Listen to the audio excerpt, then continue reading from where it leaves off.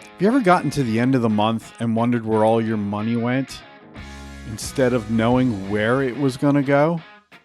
I've been there, done that.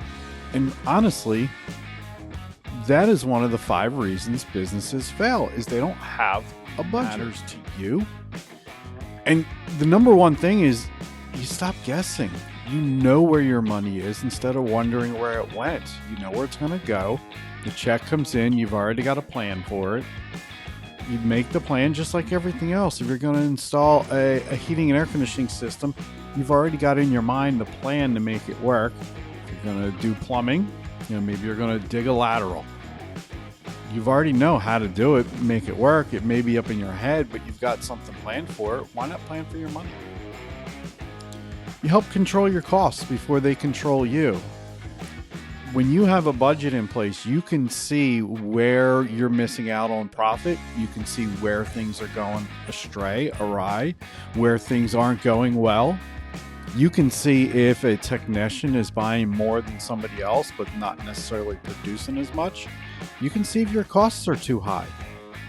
Maybe your insurance costs are too high and you need to go look at another insurance company. You won't know that necessarily unless you have a budget in place and you can look at it year after year, month after month. And for me, it was a stress reliever. Helped me sleep better at night, helped me be more alert, more attentive, helped me be a better business person. Now, if you don't have a budget, all those things come to play, right? You're going to overpay on your materials. You could be underpaying yourself. You could maybe be collecting more in a paycheck. You don't miss tax deadlines, or you do miss tax deadlines. I don't know about you, but there's been a number of quarters that when I first started, I was missing the taxes because I just didn't have the cash because I wasn't budgeting for it. It wasn't until I implemented the budget and profit first that I was able to actually save for my taxes.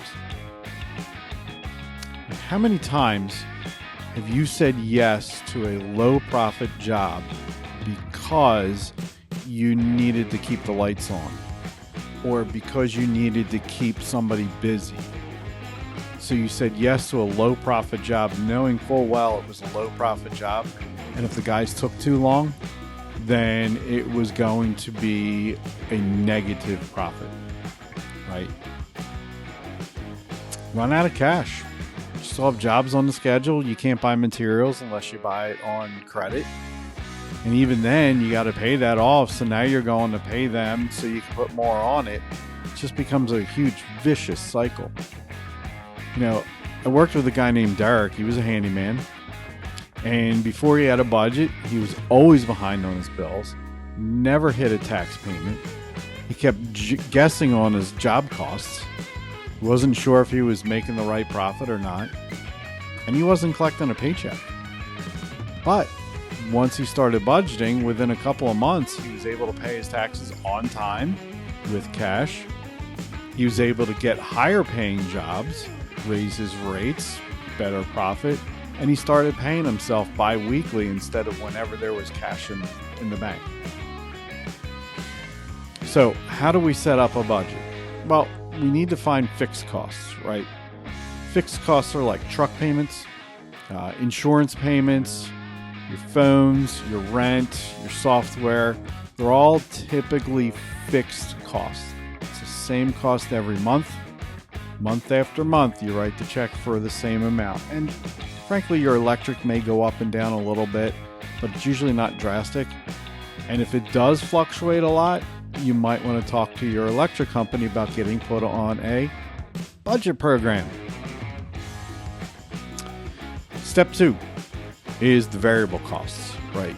The materials, the subcontractors, any labor, fuel, dump fees, supplies, things that are going to go up and down based on the job. Step 3, pay yourself and plan for your taxes.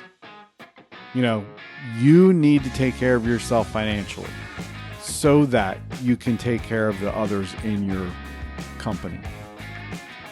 You need to make sure that they're taken care of by taking care of you, just like your health. If you're not healthy, you can't help somebody else get healthy. If you're not financially satisfied, you can't help somebody else. Step 4, simple budget buckets. These are just a few buckets that you can put them in. These are the simplest, the basic ones. But number 1 is going to be your profit, because if your company's not profitable, it's going to be difficult to continue to move forward. Materials. Now that's job materials, your labor, any extra tools that you need for the job, your pay as the owner, your taxes, and then we have here miscellaneous, which would be the overhead costs, right? The rent, or the paper and ink and things like that. And so Angel, who's an electrician, was making $180,000 in gross revenue, but he was taking home less than $35,000 a year. So after he set up his budget, he was tracking his spending. He was able to raise his rates, realize he needed to. And within just a couple short months, he was making almost $70,000 a year, just because he budgeted everything. So here's why it works. It's control. Control of your business. You control yourself. It makes you accountable. It stops a guessing game. Helps you price smarter. Helps you build financial confidence. If you're ready to take control of your budget, you can join the Business Growth Made Simple. We talk about it in there. We have videos on it. We'll go through with you and help you build your first budget. With that, you get your custom tools, monthly live coaching, weekly check-ins, and we're building this out more and more every day to become the go-to place for all your information for growing your business. It is built for the trades. Now, I came out of the HVAC trade. It's built for plumbing, electrical, handymen, painters, landscapers, and more. And you can find that at genesisbusinessstrategies.com. So let's build the business that pays you. If you could like and subscribe, I would appreciate it. Drop any questions in the comments and grab your free budgeting workshop below. Hope you're having a great day.